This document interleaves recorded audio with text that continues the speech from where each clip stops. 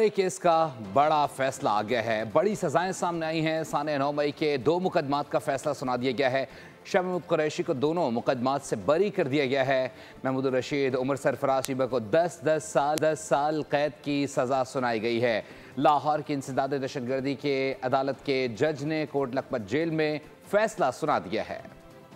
9 मई के 2 मुकदमात लाहौर की अदालत ने फैसला सुना दिया। पाकिस्तान तहरीक इंसाफ के 4 रहनुमाओं को 10 साल कैद की सजा सुना दी गई।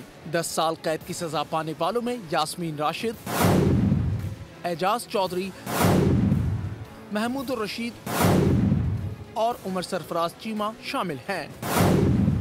पीटीआई के नायब सदर शाह महमूद कुरैशी को दोनों मुकदमात से बरी कर दिया गया।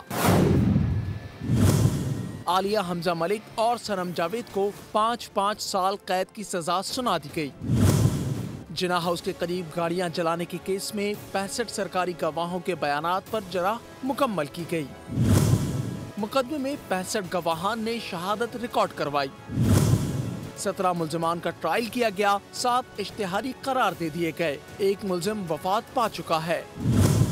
थाना शादमान को जलाने के केस में पुलिस ने मुकदमे में 41 मुल्जिमान के सब्सक्राइब करें और बेल दबाएं ताकि कोई खबर रह न जाए।